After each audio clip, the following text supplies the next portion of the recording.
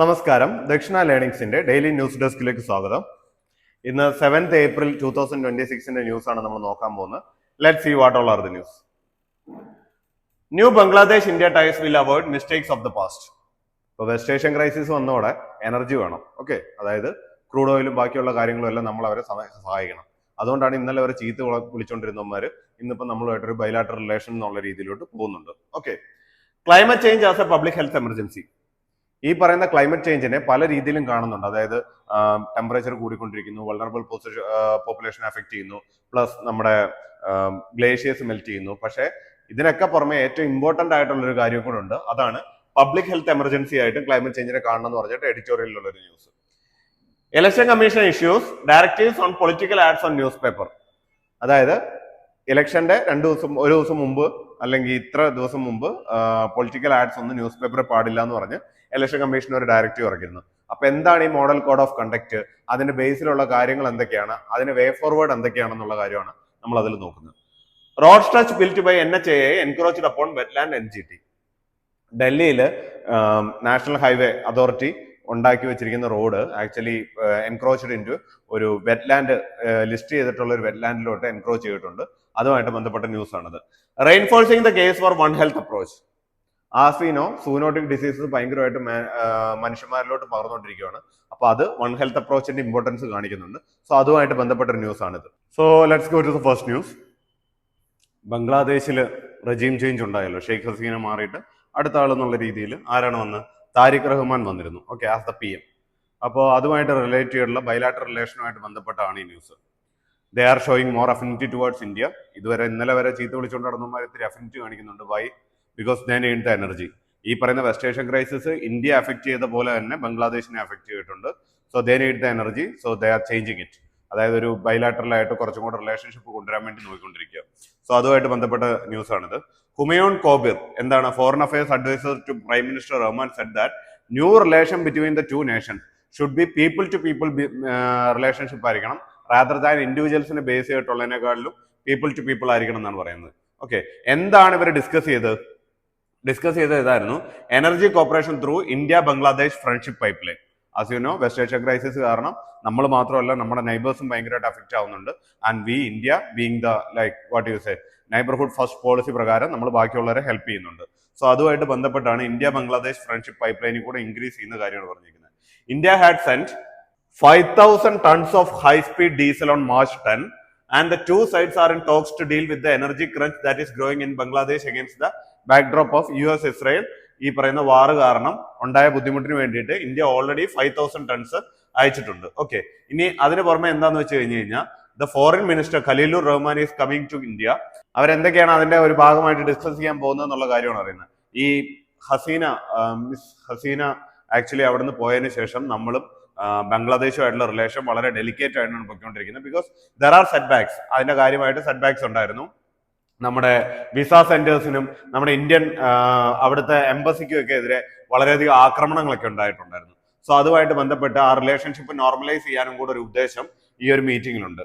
പിന്നെ ഇവർ ഡിസ്കസ് ചെയ്യാൻ പോകുന്ന മെയിൻ കാര്യങ്ങൾ എന്ന് പറഞ്ഞാൽ ബംഗ്ലാദേശിലെ ഒരു news paper has provided that Ganga water treaties renewal and energy corporation. എന്താണ് ഗംഗ വാട്ടർ ട്രീറ്റി? അത് പീരിയോഡിക് റിന്യൂവൽ ചെയ്യേണ്ടതാണ്. അതിന്റെ റിന്യൂവൽ പ്ലസ് എനർജി കോർപ്പറേഷൻ. പിന്നെ അത് കൂടാതെ നമ്മുടെ ഇന്ത്യയിൽ ഇന്ത്യൻ സീ ആൻഡ് എയർപോർട്ട്സിന് ബംഗ്ലാദേശി എക്സ്പോർട്ട് ഐറ്റംസിന് ഒരു റെസ്ട്രിക്ഷൻ വെച്ചിരുന്നു. അത് ടേക്ക് ഡൗൺ ചെയ്യണം എന്നുള്ളൊരു ആവശ്യവും കൂടെ അവർ കൊടുക്കുന്നുണ്ട്. ഇതിനൊക്കെ പുറമെ mister Khalilur Rahman has also said that reducing border firing against Bangladeshi civilians. നിങ്ങൾ ബംഗ്ലാദേശി സിവിലിയൻസിനെ ബോർഡർ ഫയർ ചെയ്യരുതെന്നാണ് പറഞ്ഞിരിക്കുന്നത്. സോ അതിന് നമ്മൾ റിപ്ലൈ ആയിട്ട് കൊടുത്തിരിക്കുന്നത് വെച്ച് കഴിഞ്ഞാൽ we are not firing the civilians, മറിച്ച് സ്മഗ്ലേഴ്സ് അല്ലെങ്കിൽ ക്രിമിനൽസ് ആയിട്ടുള്ളവർ നമ്മുടെ ബോർഡറിലേക്ക് കയറാൻ നോക്കുമ്പോഴാണ് നമ്മൾ ഷൂട്ട് ചെയ്യേണ്ടതെന്നാണ് പറയുന്നത്. അതിനവർ പറയുന്നത് നിങ്ങൾ ഷൂട്ട് ചെയ്യണം, നിങ്ങൾ ജുഡീഷ്യൽ പ്രൊസീഡിങ്സ് എടുത്തോ റാദർ ദാൻ ഷൂട്ടിംഗ് എന്നുള്ള രീതിയിൽ ഒരു കാര്യമാണ് പറഞ്ഞിരിക്കുന്നത്. ഓക്കെ, സോ ഇതത്ര ഇമ്പോർട്ടന്റ് ന്യൂസ് എന്ന് പറയാൻ പറ്റില്ല. പക്ഷേ റിഗാർഡിംഗ് ബൈലാറ്ററൽ ടൈസിനെ കുറിച്ച് നെയ്ബർഹുഡ് ഫസ്റ്റ് പോളിസിയെ കുറിച്ച് ചോദിച്ചു കഴിഞ്ഞു കഴിഞ്ഞാൽ you can all use this information. Next news is climate change as A public health emergency. ഇത് എഡിറ്റോറിയലിലുള്ളൊരു ന്യൂസ് ആണ്. അതായത് ക്ലൈമറ്റ് ചേഞ്ച് വരുമ്പോഴത്തേനും എനർജി ക്രൈസിസിനെ കുറിച്ചോ അല്ലെങ്കിൽ ബാക്കിയുള്ള കാര്യങ്ങളെ കുറിച്ചോ, ചൂട് കൂടുന്നതിനെ കുറിച്ചോ, ഗ്ലോബൽ വാർമിങ്ങിനെ കുറിച്ചോ, അല്ലെങ്കിൽ ഈ പറയുന്ന ഗ്ലേഷ്യേഴ്സ് മെൽറ്റ് ചെയ്യുന്നതിനെ കുറിച്ചൊക്കെ പറയുന്നുണ്ടെങ്കിലും അതിനൊപ്പം തന്നെ നമ്മൾ കൺസിഡർ ചെയ്യേണ്ട ഒരു കാര്യമാണ് whenever this climate change happens, disease ബേർഡനോ അല്ലെങ്കിൽ പാൻഡമിക്സ് വരാനുള്ള ചാൻസോ ഭയങ്കരമായിട്ട് കൂടുന്നുണ്ട്. അതുമായിട്ട് ബന്ധപ്പെട്ടിട്ടാണ് ഈ ഒരു എഡിറ്റോറിയൽ പറയുന്നത്. Okay, it says that the broad spectrum medical crisis that is changing planetary patterns can trigger as climate change intensifies every disease we already know and opens the door to those we have yet to face. Already നമുക്ക് അറിയുന്ന, അതായത് നമുക്ക് കൃത്യമായിട്ട് information ഉള്ള ഡിസീസസിന്റെ effect extreme ആവുകയും ചെയ്യും. അത് കൂടാതെ ഇതുവരെ നമ്മൾ കണ്ടിട്ടില്ലാത്ത diseases should also come, like corona. Okay, Covid virus ഇപ്പൊ നമുക്ക് വന്നല്ലോ, അത് പെട്ടെന്ന് ഒരു ഔട്ട് ഓഫ് ദ ബോക്സ് ആയിട്ടുള്ളൊരു സാധനമായിരുന്നു. അതുപോലുള്ള diseases due to climate change it may come എന്നാണ് ഓദർ പറയുന്നത്. ഓക്കെ, അതിനുള്ള എക്സാമ്പിൾ എന്താ പറയുന്നത്? ഫോർ എക്സാമ്പിൾ ദർ വാസ് എന്താ പറയുന്നത് severe water logging in Mumbai region. അപ്പൊ അങ്ങനെ ഒരു വാട്ടർ ലോഗിങ് വന്ന സമയത്ത് വാട്ടർ ബോൺ ഡിസീസസ്, അതായത് അൺഹൈജീനിക് ആയിട്ടുള്ള വാട്ടർ ബോൺ ഡിസീസസ് ഭയങ്കരമായിട്ട് ഇംപ്രൂവ് ചെയ്യും. എങ്ങനെയൊക്കെ? Cholera, typhoid, hepatitis A, leptospirosis, ഇങ്ങനെയുള്ള ഡിസീസസ് എല്ലാം ആൾക്കാർക്ക് വരാനുള്ള ചാൻസ് കൂടുതലാണ്. ഓക്കെ, അലോങ് വിത്ത് ദാറ്റ് വേറൊരു പ്രശ്നം കൂടെ വരുന്നത് വെച്ച് കഴിഞ്ഞാൽ ഈ ഒരു ഫ്ലഡിങ് ഉണ്ടാകുമ്പോഴത്തേനും അത് ക്ലീൻ വാട്ടർ സപ്ലൈസിനെ എന്താ പറയുന്നത് കണ്ടാമിനേറ്റ് ചെയ്യും. Urban population expose to serious illness. ഇത് ക്ലൈമറ്റ് എക്സ്ട്രീംസിന്റെ ഒരെൻഡ്. മറ്റേ എൻഡ് എന്താണ്? ഡ്രൗട്ട് പ്രോൺ ഏരിയാസിൽ എന്താ സംഭവിക്കുന്നത്? They have to resort to unclean water സോഴ്സസിനോട് റിസോർട്ട് ചെയ്യേണ്ടി വരും. കാരണം എന്താ? വാട്ടർ അവൈലബിലിറ്റി കുറവായുണ്ട്. So both these extremes will affect the health of the people. Okay, അതാണ് പുള്ളി പറഞ്ഞിരിക്കുന്നത്. ഇനി along with that he's telling എന്തൊക്കെ റിസ്കുകളാണ് ഉണ്ടാവുന്നത്, ഡിസീസ് റിസ്കുകൾ എന്തൊക്കെയാണ് ഉണ്ടാവുന്നതെന്ന്. Shifting seasonal patterns R driving a rise in infections, allergies and vector borne diseases. എന്താണ് ഈ പറയുന്ന സീസൺസ് എല്ലാം മാറിക്കൊണ്ടിരിക്കുക. Right now also we know that ഈ മഴ പെയ്യുന്ന സമയത്ത് മഴ പെയ്യത്തില്ല, അതേസമയം വേറെ സമയത്ത് മഴ പെയ്യും. അങ്ങനെ സീസൺസ് മാറിക്കൊണ്ടിരിക്കുമ്പോഴത്തേനും it will increase the infection, allergies and vector borne diseases increase ചെയ്യുന്നതാണ് പറയുന്നത്. അതിന് കാരണം എന്താ? Change in temperature and rainfall cycle disrupt established trends and prolong pollen seasons. അറിയാലോ, പോളൻ എന്നൊക്കെ പറഞ്ഞു കഴിഞ്ഞാൽ പലർക്കും വളരെയധികം അലർജി ഉണ്ടാക്കുന്ന സാധനങ്ങളാണ്. അപ്പൊ ആ ഒരു പോളൻ സീസൺ പ്രൊലോങ് ചെയ്യുക, അല്ലെങ്കിൽ സീസൺസ് പെട്ടെന്ന് ചേഞ്ച് ചെയ്യുക, it will end up in infection, allergies and vector borne diseases. ഇനി ഇതിനൊക്കെ പുറമെ വേറൊരു കാര്യമുണ്ട്. ക്ലൈമറ്റ് ചേഞ്ച് നടക്കുന്ന അനുസരിച്ചിട്ട് ഇതുവരെ കമ്മ്യൂണിറ്റീസ് ഫേസ് ചെയ്തിട്ടില്ലാത്ത diseases they have to face. For example Himalayan regions അല്ലെങ്കിൽ ഹിമാചൽ പ്രദേശ് റീജിയൻസ്, അവിടെ ഹീറ്റ് കൂടി കഴിയുമ്പോഴത്തേനും ട്രോപ്പിക്കൽ റീജിയനിൽ മാത്രം കണ്ടുവന്നിരുന്ന പല ഡിസീസും അവിടെ കാണാൻ തുടങ്ങും. Okay, so what happens? They are not equipped for that. അവർക്ക് ഇതുവരെ അങ്ങനെ ഒരു സാധനം ഫേസ് ചെയ്യേണ്ടി വന്നിട്ടില്ല. അപ്പൊ പെട്ടെന്ന് ഫേസ് ചെയ്യേണ്ടി വരുമ്പോൾ it will result in A public health contingency, അല്ലെങ്കിൽ അങ്ങനെ ഒരു എമർജൻസി ഉണ്ടാവാൻ സാധ്യതയുണ്ട്. പിന്നെ അത് മാത്രമല്ല, അതിനൊരു ഏറ്റവും വലിയ എക്സാമ്പിൾ ആണ് exponential growth of mosquito borne diseases.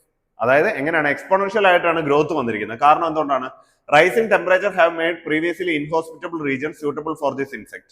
അതായത് ഡെങ്കു പാറ്റേൺസ് ഇപ്പൊ ഡൽഹി NCR റീജിയൻസിൽ അല്ലെങ്കിൽ ബാക്കിയുള്ള സ്ഥലങ്ങളിൽ സെപ്റ്റംബറിൽ പീക്ക് ചെയ്തിരുന്ന സാധനങ്ങൾ ഇപ്പൊ പീക്ക് ചെയ്യുന്നു. അങ്ങനെയുള്ള ബുദ്ധിമുട്ടുകളെല്ലാം വരുന്നുണ്ട്. കാരണം എന്താ? Mosquito borne diseases are increasing. Why? This mosquitoes can live for a longer time, അല്ലെങ്കിൽ കൂടുതൽ ആക്സസിബിലിറ്റി കിട്ടി. എന്തുകൊണ്ട്? റൈസിംഗ് ടെമ്പറേച്ചർ കാരണം. ഓക്കെ, അതുപോലെ തന്നെ വേറൊരു എക്സാമ്പിൾ ആണ് മലേറിയ എന്ന് പറയുന്ന disease. It was actually largely confined to എവിടെയൊക്കെയായിരുന്നു? ഗാംഗറ്റിക് പ്ലെയിൻസിലും പിന്നെ warm humid regions of central ഇന്ത്യയിലും ഒക്കെ ഉണ്ടായിരുന്ന സാധനം right now it is getting into എവിടെയാണ്? ഹിമാചൽ പ്രദേശിലോട്ട് എത്തിക്കൊണ്ടിരിക്കുകയാണ്. അതിന് കാരണം എന്താണ്?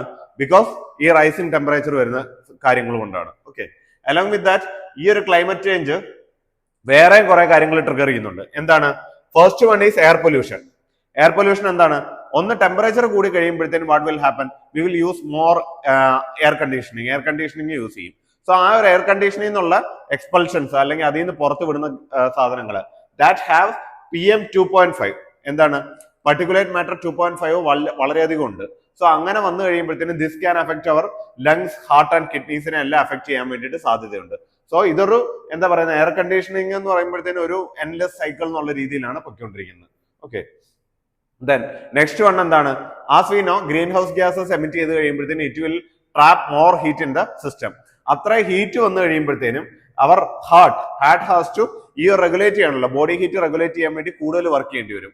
Which will end up in എന്തൊക്കെയാണ്? കാർഡിയോവാസ്കുലർ സിസ്റ്റത്തിന്റെ പ്രശ്നങ്ങൾ, hyper tension, heat attack, stroke, heart attack, stroke, അങ്ങനെയുള്ള കാര്യങ്ങളെല്ലാം ഉണ്ടാവാനുള്ള ചാൻസ് ഉണ്ട്. This is also due to ഈ പറയുന്ന ക്ലൈമറ്റ് ചേഞ്ച് കാരണം. Okay, then along with that we should also know that this heat അല്ലെങ്കിൽ ഹീറ്റ് വേവിന്റെ ഹീറ്റ് സ്ട്രോക്ക് അല്ലെങ്കിൽ ഈ പറയുന്ന ഹാർട്ടിനുള്ള ഡിസീസ് ഇങ്ങനെയുള്ള കാര്യങ്ങളെല്ലാം എല്ലാവരും ഒരുപോലെയുള്ള അഫക്ട് ചെയ്യുന്നത്. ഡിസ്പ്രപ്പോർഷണാലിറ്റി അഫക്ട് ദ വൾണറബിൾ പോപ്പുലേഷൻ. ഏതാണ്?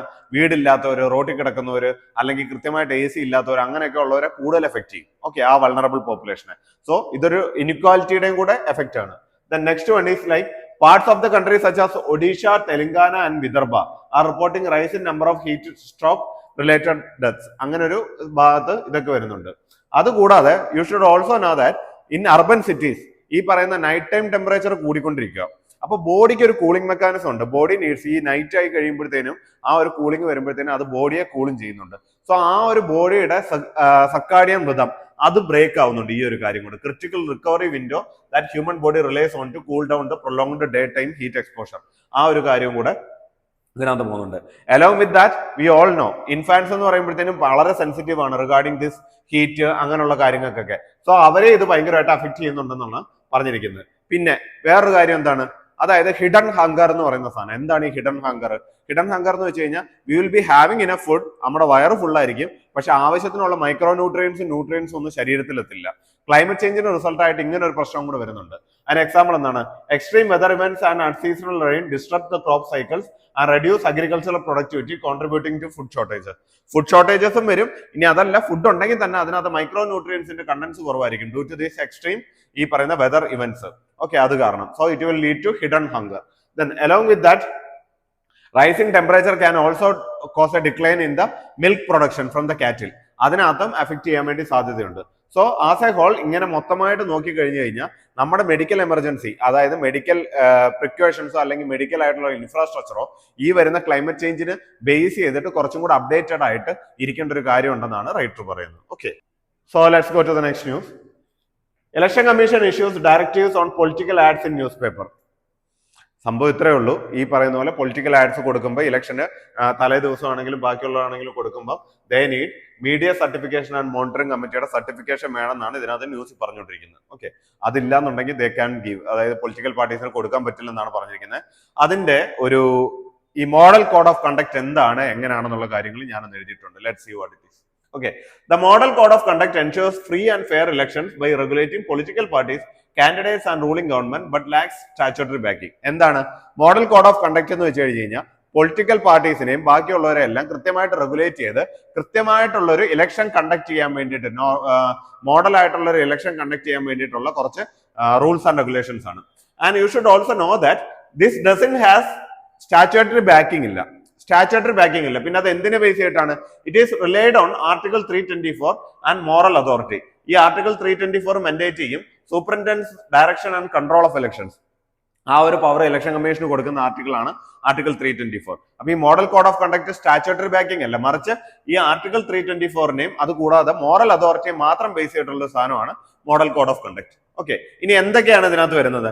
Bribery, intimidation, impersonation are punishable under the Indian penal code 1860. എന്താണ്?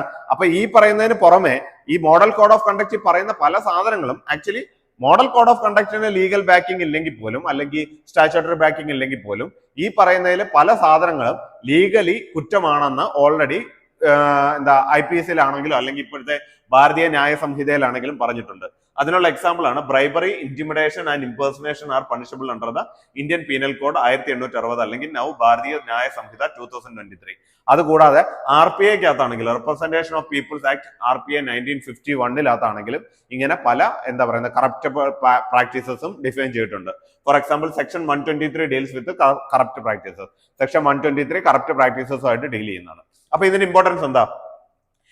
ഇലക്ഷനെ കുറിച്ചോ ഡെമോക്രസിയെ കുറിച്ചോ ഏത് ചോദ്യം പൊളിറ്റിക്കകത്ത് ചോദിച്ചു കഴിഞ്ഞാൽ you need this representation of people's act.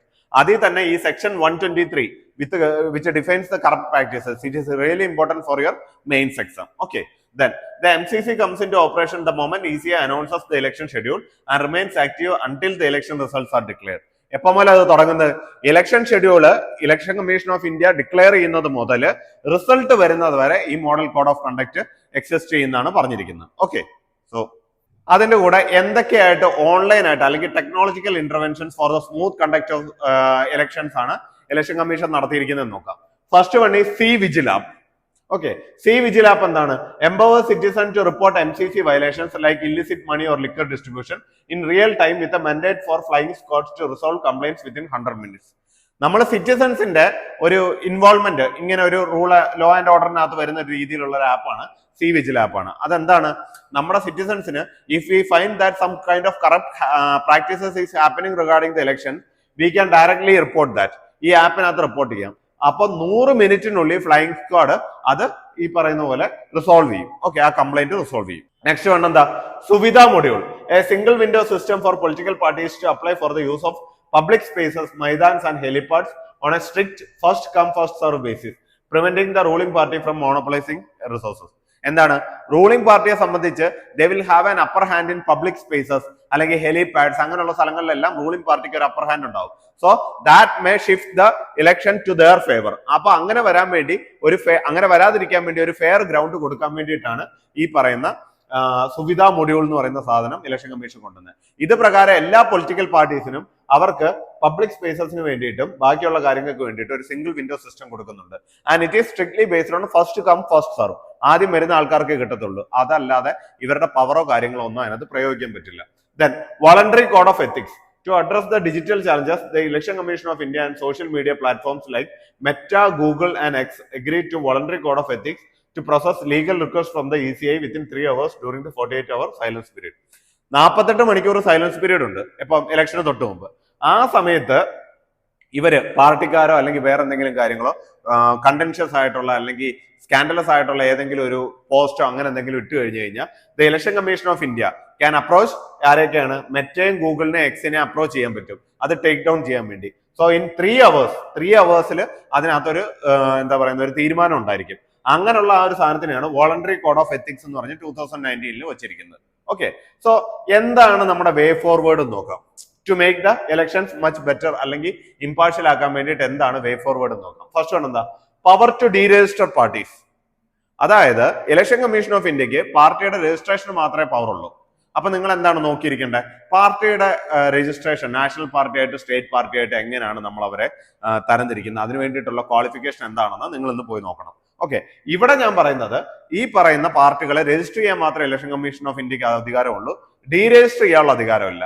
അത് should be given to the election commission of India എന്നാണ് നമ്മളൊരു വേ ഫോർവേഡ് ആയിട്ട് പറയുന്നത്. ഇനി 2013 standing committee on personnel public grievances എന്താണ്? 2013 standing committee on personnel public grievances law and justice എന്ന് പറയുന്ന അവരും Dinesh Goswami committee on electoral reforms in 1990 has all said that this MCC model code of കണ്ടക്റ്റിന് legal statutory backing കൊടുക്കണമെന്ന് പറഞ്ഞിട്ടുണ്ട്. ആരൊക്കെയാണ്? 2013 the standing committee on personnel public grievances law and ജസ്റ്റിസും Dinesh Goswami committee on electoral reforms in 1990 ആണ് അത് പറഞ്ഞിരിക്കുന്നത്. Okay, curbing paid news and surrogate ads. അപ്പൊ എന്താണ് ഈ surrogate ads? Political parties frequently bypass expenditure limits and MCC guidelines by using proxy meme page, influencers and universified social media handlers to run smear campaigns. Direct ബാക്കിയുള്ളവരുടെ smear campaigns നടത്താൻ പറ്റാത്തതുകൊണ്ട് proxy ഹാൻഡിലേഴ്സിനെ വെച്ചിട്ട് ഇവര് social മീഡിയയിൽ smear campaigns അല്ലെങ്കിൽ വേറൊരാളെ കരിവാരി തേക്കുന്ന രീതിയിലുള്ള ക്യാമ്പയിൻസ് നടത്തും. ഓക്കെ, അത് മാത്രമല്ല ഇപ്പം ഇലക്ഷനകത്ത് നമുക്കറിയാലോ ഇലക്ഷൻ എക്സ്പെൻഡിച്ചർ ഉണ്ട് ഒരാൾക്ക് ചെയ്യാൻ പറ്റുന്ന അത്രയും. ആ ഇലക്ഷൻ എക്സ്പെൻഡിച്ചറിന് മേലെ പോകും. എങ്ങനെ? ഇതിനകത്ത് പ്രോക്സി ഹാൻഡ്ലേഴ്സ് ഡയറക്റ്റ് ഹാൻഡിൽ ചെയ്ത പ്രോക്സി ഹാൻഡ്ലേഴ്സിനെ വെച്ചിട്ട് സോഷ്യൽ മീഡിയയിലും ബാക്കിയുള്ള സ്ഥലങ്ങളിലും സോഷ്യൽ മീഡിയ എഞ്ചിനീയറിംഗ് വഴി ഇവര് പ്രചരണം നടത്തും. ഓക്കെ, അപ്പൊ ആ ഒരു കാര്യത്തിനകത്ത് ഇങ്ങനെയുള്ള പ്രശ്നങ്ങൾ വരുന്നുണ്ട്. സോ ഈ പെയ്ഡ് ന്യൂസും സറഗേറ്റ് ആഡ്സ് എന്ന് വെച്ച് കഴിഞ്ഞാൽ ഞാൻ ഈ പറഞ്ഞ സാധനമാണ്.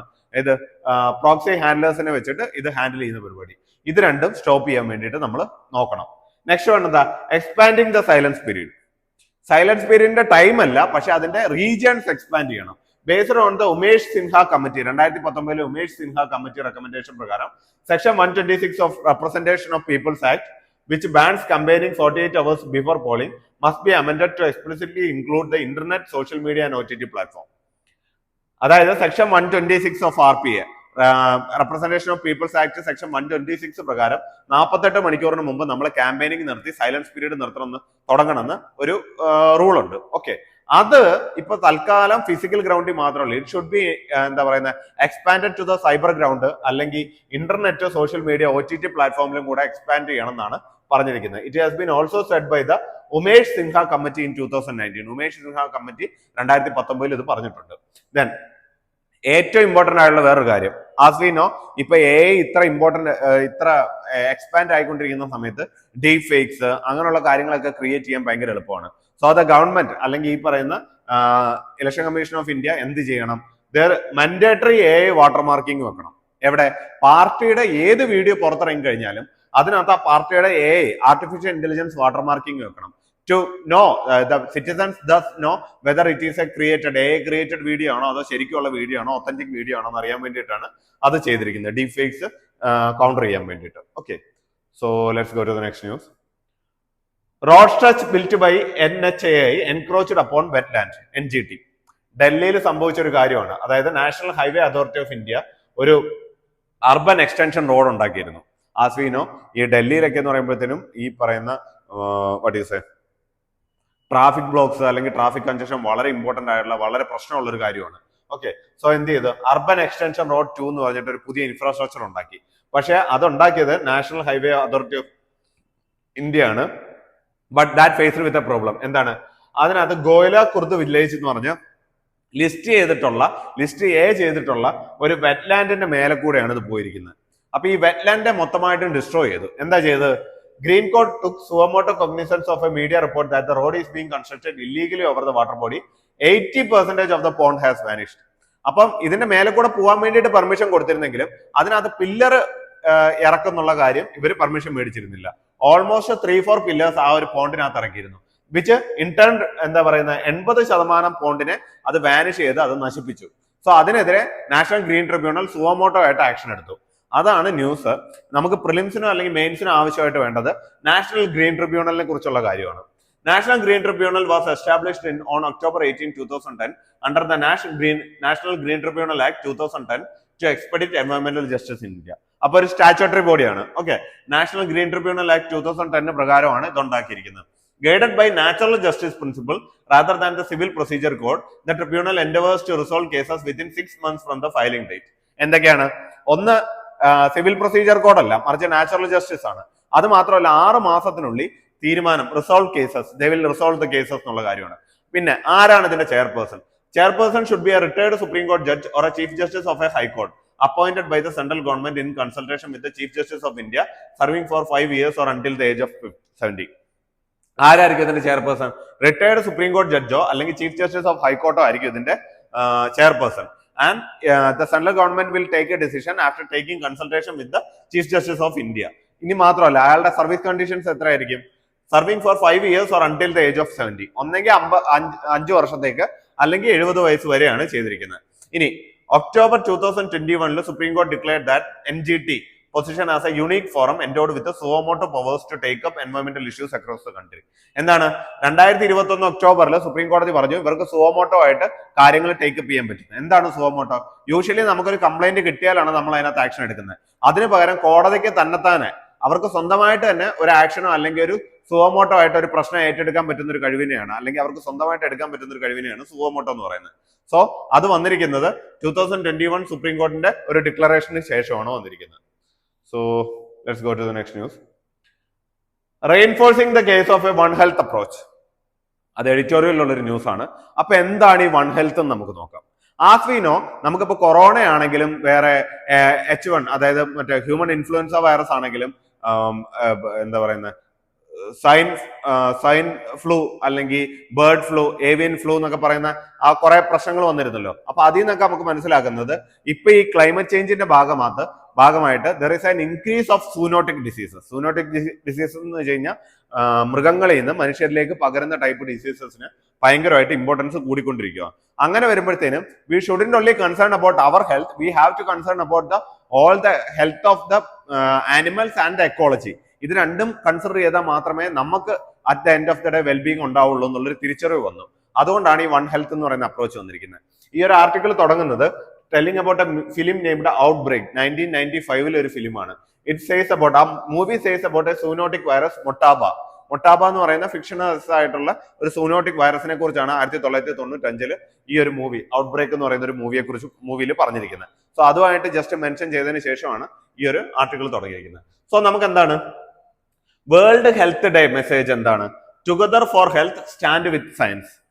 ഇപ്രാവശ്യത്തെ വേൾഡ് ഹെൽത്ത് ഡേയുടെ മെസ്സേജ് എന്ന് വെച്ച് കഴിഞ്ഞാൽ together for health, together with hmm, animals, ecology ഒക്കെ ആയിട്ട് together for health, stand with science. അപ്പൊ നമുക്ക് ഈ വൺ ഹെൽത്ത് എന്താണെന്ന് നോക്കാം.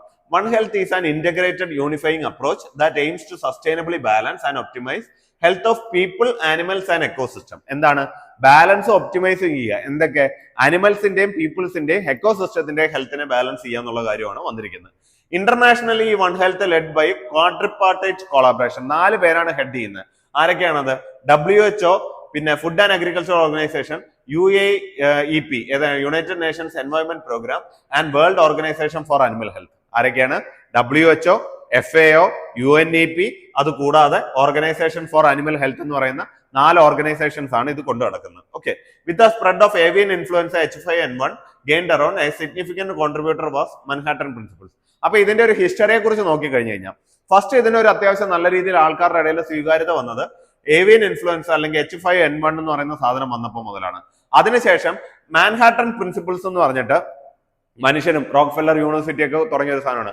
മനുഷ്യനും മൃഗങ്ങളും കൂടെ ഒരു എന്താ പറയുന്നത് അവരുടെ ഹെൽത്തും കുറച്ചും കൂടെ നോക്കണം എന്നുള്ള രീതിയിലും അല്ലെങ്കിൽ യൂണിവേഴ്സൽ ആയിട്ടുള്ള ഹെൽത്ത് കവറേജ് അല്ലെങ്കിൽ ഹെൽത്ത് ഇമ്പോർട്ടൻസ് എന്നുള്ള രീതിയിൽ ഒരു സാധനം വന്നിരുന്നു. അതിനുശേഷമാണ് ഇതിന് കുറച്ചും കൂടെ സ്വീകാര്യത കിട്ടി തുടങ്ങിയത്.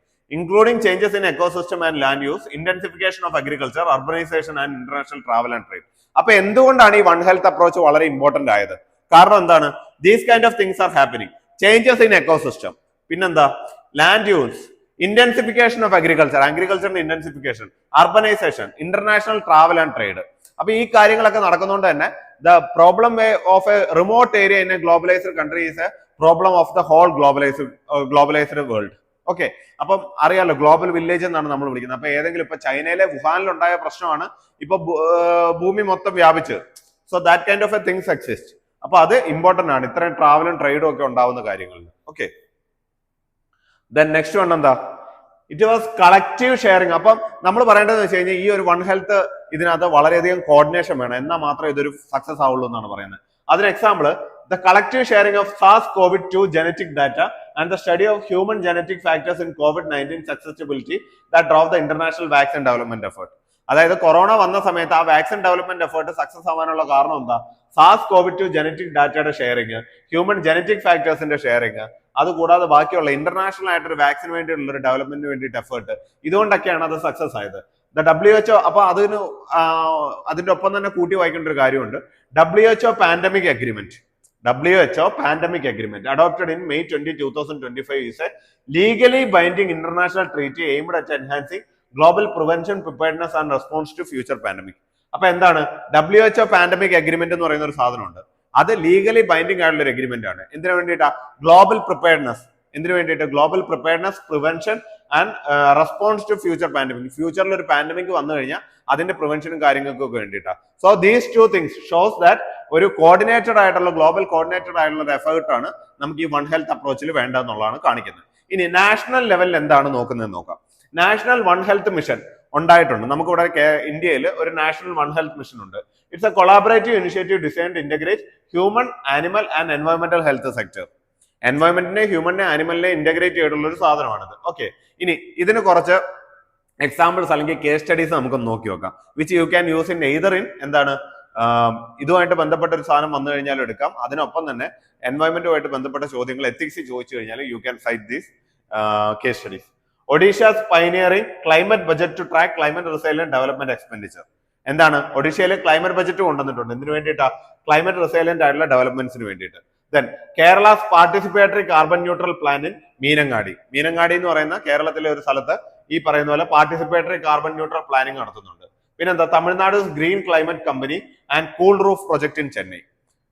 തമിഴ്നാടിന്റെ ഗ്രീൻ ക്ലൈമറ്റ് കമ്പനി അല്ലെങ്കിൽ cool roof project in Chennai. ഇതെല്ലാം നമുക്ക് ഈ പറയുന്ന പോലെ ഇങ്ങനെയുള്ള സ്ഥലങ്ങളിൽ സൈറ്റ് ചെയ്യാൻ പറ്റുന്ന. പിന്നെ ഇപ്പം ഇത് ഇത്ര ഇമ്പോർട്ടന്റ് ആവാനുള്ള കാരണം right now there is a one health summit going in Lyon, France. Lyon ഫ്രാൻസിൽ ഒരു വൺ ഹെൽത്ത് സമ്മിറ്റ് നടന്നുകൊണ്ടിരിക്കുകയാണ്. currently underway, which will focus on the main factors contributing to infectious and non-communicable diseases such as zoonotic reservoirs, vectors, antimicrobial resistance. അപ്പൊ എന്തിനെ കുറിച്ചാണ് നോക്കുന്നത്? അതായത് non കമ്മ്യൂണിക്കബിളും ആയിട്ടും infectious ആയിട്ടുള്ള ഡിസീസസ്, സൂനോട്ടിക് ഡിസീസസിനെ കുറിച്ചാണ് നോക്കുന്നത്. പിന്നെ വെക്ടേഴ്സ് അത് കൊണ്ടുവന്ന് അതിനൊക്കെ പുറമെ ഏറ്റവും ഇമ്പോർട്ടന്റ് ആയിട്ടുള്ള കാര്യം anti microbial resistance, sustainable food system and exposure to pollution. ഈ ഒരു കാര്യങ്ങളൊക്കെയാണ് ഇവർ നോക്കിക്കൊണ്ടിരിക്കുന്നതെന്നാണ് പറയുന്നത്. Okay, so that's all for today. Thank U.